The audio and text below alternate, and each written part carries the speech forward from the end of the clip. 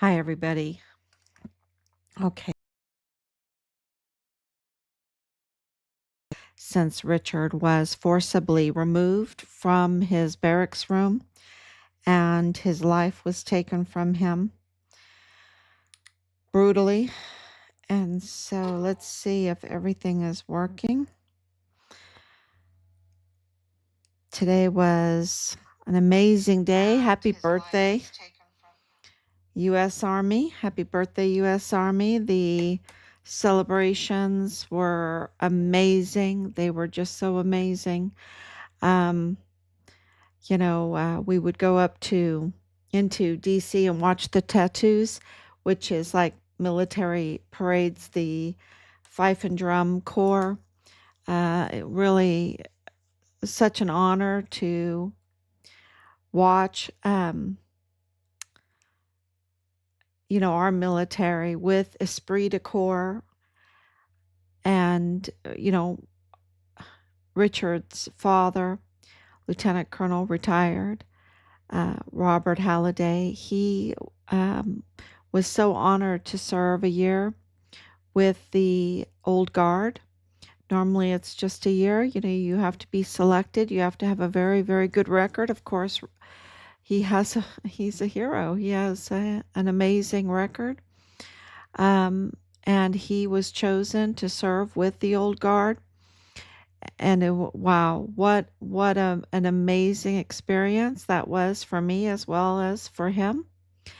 Um, I have a great love for history, as everyone knows, and this is before they really changed Mount Vernon, which is the estate of George Washington. And I would go with the girls, this is before the boys, to Mount Vernon to picnic all the time. And I'd stop by and occasionally and see Rob with the Old Guard at his in his office. But I just love Mount Vernon. It was just amazing, amazing place. It is an amazing, amazing place. And everyone should go there because when you see someone's home, when you see where they're buried, when you see where their loved ones are buried, when you see where uh, all the workers, where they worked, what kind of condition did they live in, how they were treated, the books. George Washington was a prolific writer, well, a recorder. He was a prolific recorder. He was a farmer, and he just recorded everything from when a tree was planted, where it was planted, um, to every, little things like that, to, all the very, very important things that he did to make this country uh, independent. And, and he was under so much attack. And people don't realize that George Washington had it very, very difficult. Very difficult. He had it, it's very similar like President Trump. He had many, many people that did not want to separate from the King of England. They did not want to separate. They were, it's kind of like the story in the Bible of Sodom and Gomorrah when Lot left, right? Lot was leaving with his wife and two daughters. And, the angel said, don't look back, don't look back. And Lot's wife looked back and she turned into a pillar of salt. And that's the hard thing about, and you can't even really, I don't want to say blame her. You can absolutely understand her. Many times, even if the place is not a good place, you look back because there are memories there. There is potential there. There is things that you don't really want to leave, that you leave behind because you must, right? And so um, yeah, that is a really great analogy. Is sometimes we can't look back at our roots, We need to look at where we are. And that is so hard for me because I just love history so much. But you have to look forward. You can't forget to look forward where you're going. And at that time, it was the United States. It was the United States. It was America. And George Washington was fighting for America, putting America first, not England, not Great Britain, no, not Ireland, not France, not Europe. He was putting America first. And he had many that wanted to hold on to that connection. And I even had that feeling when we decided to homeschool, when the girls were in school. And I was just really torn because I didn't want to sever that connection, but I knew that I had to.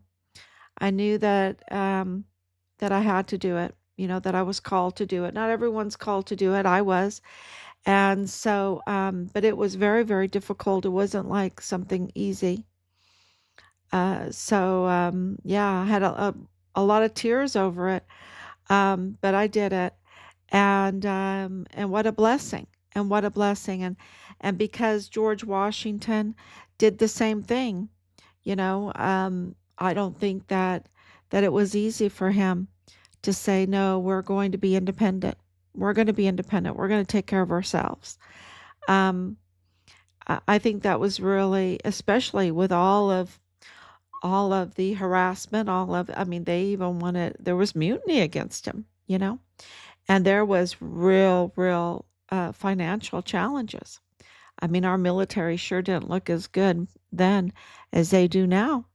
They were barefoot and their clothes were almost falling off of them.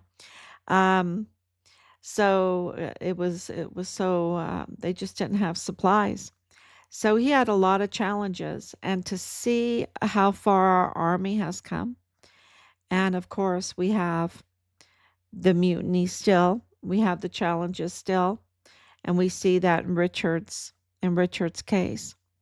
And even watching the parade today, the Golden Knights, one of the perfusionists, with Rob, Mike Davidson, he was a Golden Knight, and and gifted Rob a big poster um, of the Golden Knights. So yeah, just a lot of great memories watching the parade today and seeing how far we've come. Even within with like the likes of Sean Bernabe tainting our military, literally tainting it, and putting our nation at risk. He needs to be removed from our military. He needs to be stripped from the uniform and any benefits because he's a traitor. And the same thing with Captain David Park. The same thing. And he's a West Pointer. Park is a West Pointer. And he absolutely betrayed his commission. Totally betrayed his commission. He's a real loser and a real criminal. And the same thing with First Lieutenant Micah Brown. Just absolutely a real loser. And he's also a West Pointer. Betrayed his commission. And Jonathan Caleb Ambrose was a West Pointer. He didn't finish. I don't know what happened. Maybe someone can tell us what happened. We can only imagine, but he didn't finish. But he did attend West Point. So, this is the challenges. And these challenges aren't anything new. It's not like, oh my gosh, this happened. No, it needs to be addressed. And I think George Washington flogged. I think that at that time you could still do the flogging for these traitors. But I'll leave that to President Trump And I know that he's going to address, because when he part of this celebration today, which was so amazing, it just because Rob was a physician assistant, you know, when um, when I met him, he was first armored, so all the tanks and everything, and then of course he went ADA, and he was deployed with ADA, the air defense. We were so fortunate to get a broad picture of the military. Um, I was very fortunate to be to be his wife in the military, and to see all the different aspects of our military. So yeah, I got off track, but yeah, today seeing President Trump um, bring in, give the oath, swear in the new recruits into the military, into the army, and to read that, some of it, you just, in our situation, you just weep. It's just so emotional, and I'm absolutely serious about that. The streams of tears come out. It's not like just one tear. Streams of tears. Just water comes out, right? You just weep. And because of the betrayal of such a beautiful military.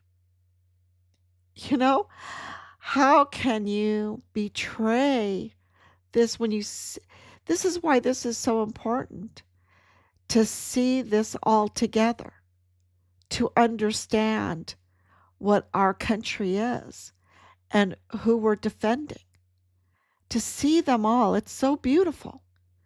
Um, yeah. And to understand that you have these traitors that would betray that to serve foreign enemies, domestic enemies. They're absolutely traitors. And we just cannot even tolerate it. We can't even tolerate it. Look at what we have. We cannot tolerate them being being betrayed. We just can't. There's so many that are doing their duty, and there's so much at stake. And so we absolutely need to have accountability. And I think when we watched the vice president today, yeah, that's why I'm coming on a little late, because it takes time to recover from watching all of this. And so together, I think that our president and our vice president absolutely have shared a message today that they're coming after the traitors, that they are absolutely going to hold them accountable, and that needs to be done. That has to be done. They would be terrible leaders if they didn't do it. They have to hold these traitors accountable to the fullest. To the fullest. And I think that was the message of today, of this birthday, to show the American people who we are, and what we are protecting, and that we have traitors amongst us, and that they need to be held accountable for what they've done. So, and then also to inspire the new recruits. So help me God. So help me God. To inspire them to do their duty was just amazing. So, we have breaking news, of course. Every day is breaking news, and it totally overshadowed by the events of today. the beautiful events of today. So, but you know, this Kyle Estwick, this Kyle Estwick, the exotic dancer, but the fuel distributor, um, in connection with Richard's car, in connection with the Chaviras, in connection with Nidal Baem, in connection with Bob Moore, in connection with this criminal group that targeted Richard and ended his life and covered it up. So Kyle Estwick's name becomes the latest name added to this list. And, there's so much fraud in all of this that, we have to check and check and check. But he has absolutely those connections. And and the fuel distribution, living on, he lived near the airport on near Biggs, but in the military area. So that breaking news is because that information, and when we are able, we will share it with you, leads to contractors. Okay. And when we are at liberty, because there's so many ongoing investigations right now. Okay. So many ongoing investigations that, when we're at liberty to tell you those, we will. But I can tell you that everything about Richard's car is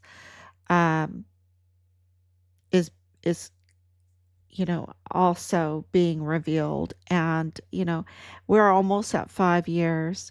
It should never have taken this long. Right? And just that we're having to do the investigation, when there is over 15, I counted 21. So let's, I just always say over 15, because of Ted Cruz saying, there's over 15. So Senator Ted Cruz said it, but I counted 21. But there's over 15 agencies involved in this. And here we are, investigating Richard's car, finally getting answers for this vehicle. And it is, wow, y'all, it is one big hurricane, so it's a mess. It's a mess. It's a lot of tampering. And they call it all kinds of different things. And there's court cases involved in this. But there's a lot of fraud surrounding what they did with Richard's vehicle. Okay. And the connections. And it also confirms that they were targeting Richard. Okay. They were absolutely, and this is the thing. So Richard is a young soldier. He gets in, he's trying everything his hardest. He wants mentors. He's the distinguished honor graduate. The reason why I push that so much, that he's and he was a distinguished honor graduate, #1 for basic training and AIT, is to give you the picture of his mind. His mind was obedience to the Constitution, to his leadership. Even very dirty and criminal First Sergeant Jay Pollan had to admit that Richard, if you asked him to do anything, he would do it without any kind of complaint. And, he even had to admit that. So I just want to give you a picture of who Richard was. He was trying to do everything right at 100%. And he depended on his leadership, and his leadership was compromised. They were compromised with the Mexican cartel. They were compromised with serving foreign and domestic enemies of this country. They were compromised so much so that they would betray their commission, their West Point commission. They were so they were so compromised that they betrayed their stars. I mean, these are 4-star generals, 3-star generals, 2-star generals, 1-star generals. These are, so this is who Richard is supposed to look up to. And where could he go? This is a compromised CID. This is a compromised IG. This is a compromised FBI. This is a compromised Texas Ranger. This is a compromised chain of command.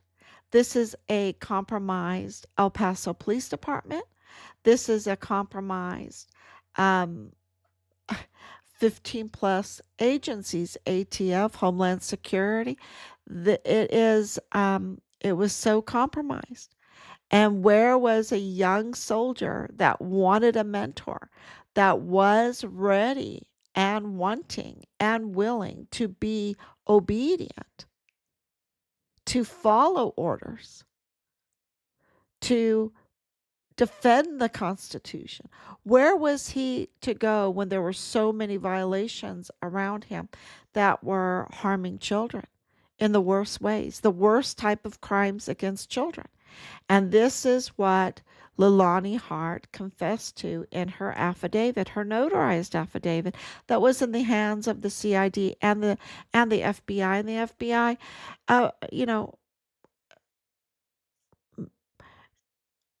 turned it into a file. They accepted it. And it was the worst crimes against children. And it absolutely implicated First Lieutenant Dallas Hart, which was Richard's platoon leader. And so even he was compromised. And so they absolutely targeted Richard. They surrounded him. They were absolutely ruthless.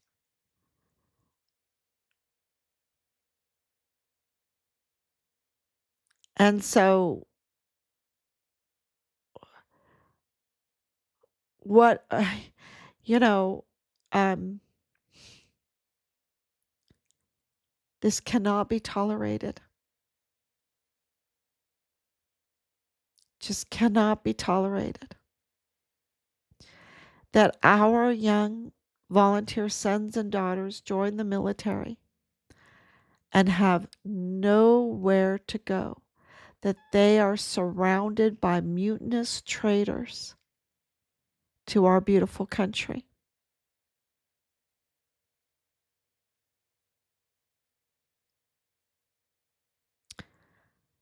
Yeah. For personal gain, criminal trafficking. I mean, so they are accessories to murder so many because of the criminal trafficking. And you saw that I posted um, the woman that had the truckload of migrants right behind the mattresses, and they were desperate to have water. Um, they could have died back there, and they had children back there. They had children back there, and by the looks of how it went, it didn't look like they were thinking about the children first. The older people, it didn't look like they were thinking about the children first. And this is the thing. Richard was absolutely surrounded by traitors. at the highest level. Um, and I know that President Trump understands that because he's been surrounded by traitors. This is at the highest level. And evidence confirms, and I just tell it like it is. E- Evidence confirms that they targeted Trump. They targeted the president.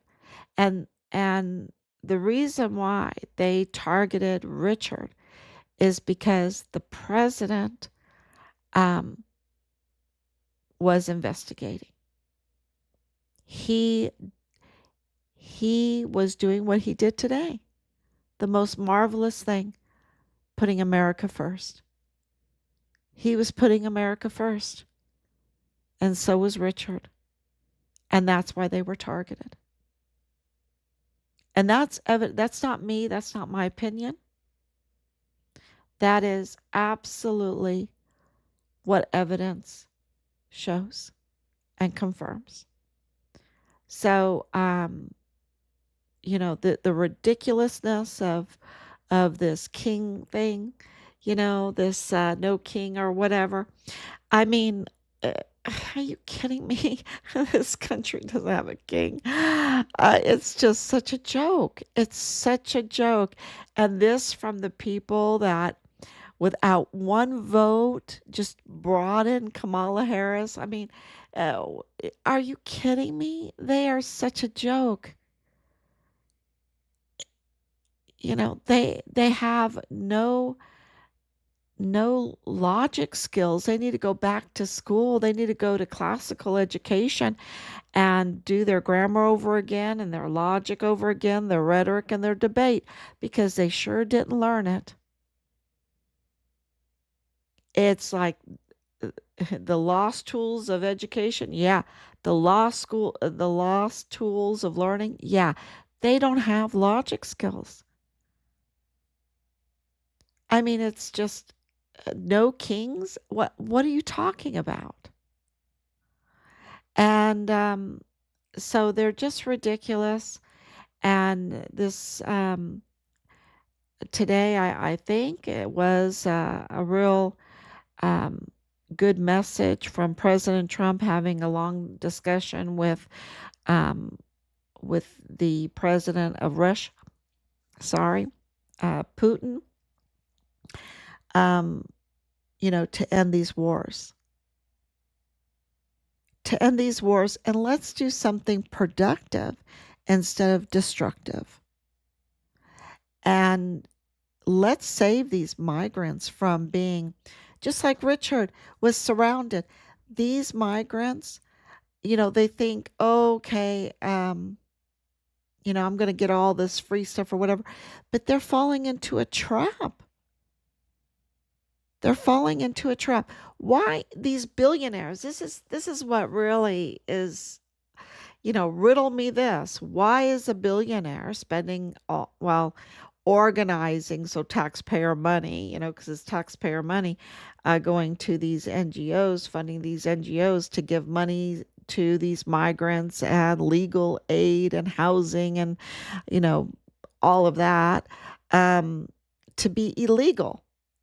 To be illegal. Why don't these billionaires and all their wisdom and all their power and all their money, why don't they help these individuals come into the country legally?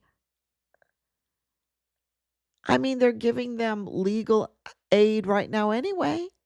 They're giving them housing costs and money and yeah, monthly stipends, you know, and why don't they work to get them into this country legally? Why illegally? And I think it's because then they um, take advantage of them. They can hold that against them. It's like a form of blackmail. It's compromising them. They're compromising the people. the people that want to come over. Yes, a lot of them are criminals, yeah, because they, and they willingly are compromised. And then a lot of them are not criminals, and then they make them into criminals by bringing them in the country illegally. And then they're compromised. I can turn you in. I can do this to you. I can do that to you. And so they can control them, be it for human trafficking or be it for cheap labor. It's just really a slavery 2.0, right?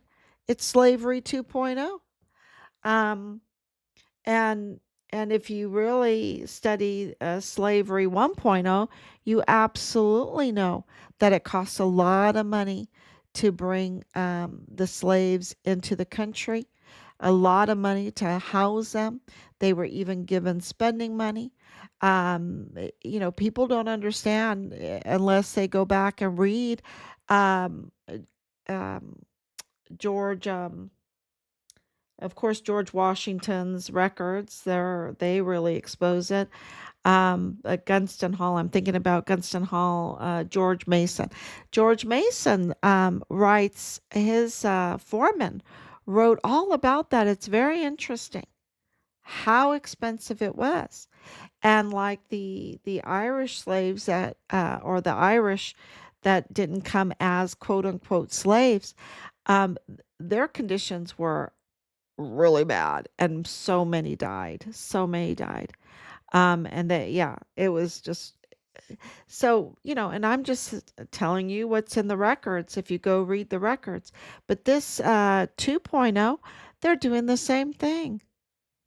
They're compromising these people, giving them no future, no, because, they're in debt. They have to pay for their um, coming into the country illegally, and they're in the hands of these bullies.